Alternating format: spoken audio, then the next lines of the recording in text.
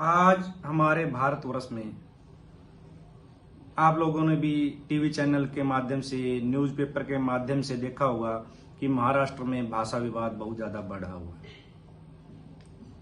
मैं ये कहना चाहता हूं कि भाषा सिर्फ आपको कम्युनिकेशन का माध्यम है, आपकी बात को समझने का, समझाने का माध्यम है। उससे ये नहीं है कि वो मानव नहीं है, दूसरी भाषा बोल रहा है तो वो इंसान ही नहीं है, ऐसा नहीं है। ये कहाँ की मूर्खता कर रहे हैं हम। आप देखना कि अपने भारत में एक सबसे बड़ी और विचित्र बात एक ये है, दुख की बात भी है वो, कि हमने कई भाषाओं को,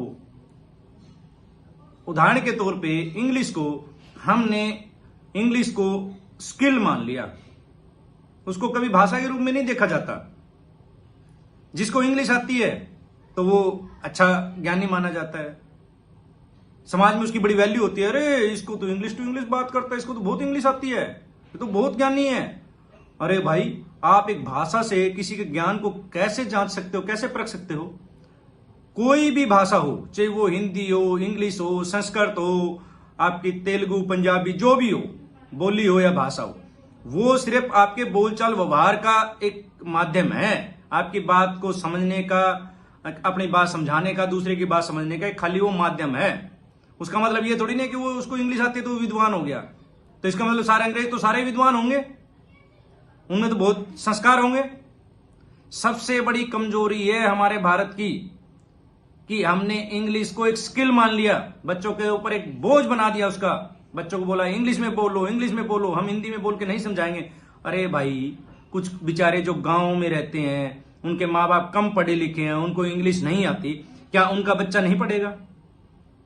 और टीचर्स ये बोलते हैं कि घर में इंग्लिश का वातावरण बनाओ, इंग्लिश बोला करो ताकि बच्चा भी इंग्लिश बोले।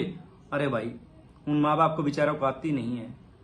जिसके माँ बाप अनपढ़ हो तो इसका मतलब उनका बच्चा तो ना तो इंग्लिश बोलेगा, ना किसी बड़े स्कूल में पढ़ेगा। ये धारणा बना दी। ये हमारे समाज में ऐसे ऐसे स्कूल खुल चुके हैं जो कि कहते हैं घर में एक वातावरण हुआ है। अरे घर में ऐसा वातावरण होता तो तेरे पास क्यों भेजते? तुम्हारी क्या जरूरत पड़ी थी उसको? यदि वो इतने विद्वान होते तो उनको कोई चीज नहीं आ रही थी, उनको शिक्षण संस्थान की तभी तो जरूरत पड़ी, तभी तो उन्होंने आपके पास भेजा सीखने के लिए। स्कूल का मतलब क्या है? सिखाना। तो आप सिखाओ ना, आप तो नहीं सिखा।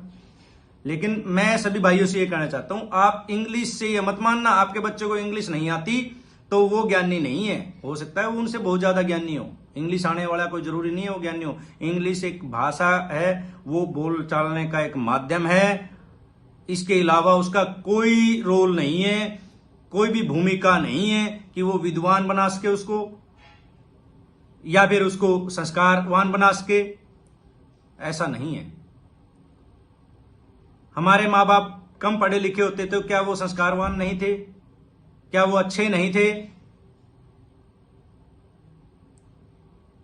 मेरा आप सभी से ये अनुरोध है, इंग्लिश सिखाओ, अच्छी बात है। मैं ये भी नहीं कहता कि इंग्लिश मत सिखाओ, क्योंकि कई देशों में बोली जाती है। बच्चा बाहर जाए तो एक अच्छी भाषा का एक का नहीं, 4-5 का भी ज्ञान होना चाहिए।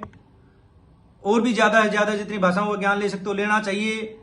लेकिन उसके पीछे बच्चों को ये मत कहो कि तेरे को कुछ नहीं आता, तेरे को ये भाषा नहीं आती, तेरे को इंग्लिश नहीं आती, तेरे को कुछ नहीं आएगा। स्कूलों में डीमोटिवेट किया जाता है, बच्चे को बिल्कुल निरुत्साहित कर दिया जाता है कि आपको इंग्लिश नहीं आती, आप क्या करोगे? अरे भाई साहब, वो बहुत कुछ कर सकता है, लेकिन उसको सिखाओ। सिखानी नहीं है, उसको डीमोटिवेट करना है। डीमोटिवेट किसी को मत करो, किसी बच्चे को निरुत्साहित मत करो, उसको बढ़ाओ कि बेटा तू बहुत कुछ कर सकता है। हिंदी बोलने वाला बहुत कुछ कर सकता है, इंग्लिश बोलने वाला बहुत कुछ कर सकता है। ये उस पर डिपेंड नहीं करता कि भाई आपकी भाषा क्या है। विद्वान जो है वो किसी भी भाषा का हो सकता है, तो किसी पे थोपिए मत। आज हमारे देश में इंग्लिश भाषा थोपी जा रही है, बड़ा दुख का कारण है। हमारी मातृभाषा को छोड़ के हम दूसरी भाषा को थोप रहे हैं। थोपो मत, सिखाओ, अच्छी बात है। दूसरी भाषा, दूसरे देशों का भी ज्ञान हमें लेना है तो दूसरी भाषा सिखाओ, लेकिन कंपलसरी उसको जरूरी मत बनाओ। मैं उन माँ बापों से कहना चाहता हूं कि बच्चों को सिखाओ, अच्छी बात है, बार बार बोल रहा हूं, लेकिन उस पर दबाव आप बिल्कुल मत बनाओ। आप स्कूल वालों से भी बोलो, टीचर से भी, अध्यापक से बोलो कि आपका काम सिखाना है, आप सिखाओ, धीरे धीरे इसको भाषा का ज्ञान दो, लेकिन इसके साथ इसको जो जरूरी शिक्षा है वो जरूर दो, क्योंकि उस इंग्लिश के चक्कर में जरूरी शिक्षा रह जाती है, बच्चे को समझ में आता ही नहीं है, ऊपर से चला जाता है। तो ऐसा मत बनाओ, ये कोई शिक्षा का फिर मतलब नहीं रहता जो आपने बना रखा है। शिक्षा का मतलब है उसको सिखाना। शिक्षा का दूसरा पर्यायवाची शब्द है सीख, उसको सीख देना। तो आप सीख क्या दे रहे हो? सीख दो ना, उसको सिखाओ। उन स्कूलों की जिम्मेवारी बनती है, इतनी इतनी फीस लेते हैं, वो सिखाएंगे। लेकिन ये जरूरी नहीं है कि भाई वो इंग्लिश के पीछे पड़े रहे खाली। मैं हिंदी का सिलेबस सिर्फ हिंदी में होता है, बाकी सब साइंस का भी, आपका सामाजिक का भी, सब इंग्लिश टू इंग्लिश। क्यों भाई, हमारी भाषा इतनी घटिया थी क्या जो हमें उसकी भी और दूसरी भाषाओं की जरूरत पड़ गई? और एक दुख की बात यह है, हिंदी बोलने वाले को बड़ी उन आंखों से देखा जाता है कि जैसे ये तो बहुत ही जानवर टाइप का आदमी हो। किसी बच्चे ने स्कूल में हिंदी बोलती तो उसकी तौहीन मानी जाती है।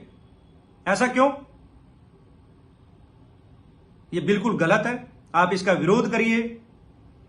भाषा का विरोध नहीं करना, आप उसका विरोध करिए जो उसके ऊपर थोप रहे हैं, उसको निरुत्साहित कर रहे हैं, उस बच्चे को उन नजरों से देखते हैं कि बच्चा बेचारा शर्मसार हो जाता है। ऐसी नजरों से मत देखिए उस बच्चे को जिसको इंग्लिश नहीं आती।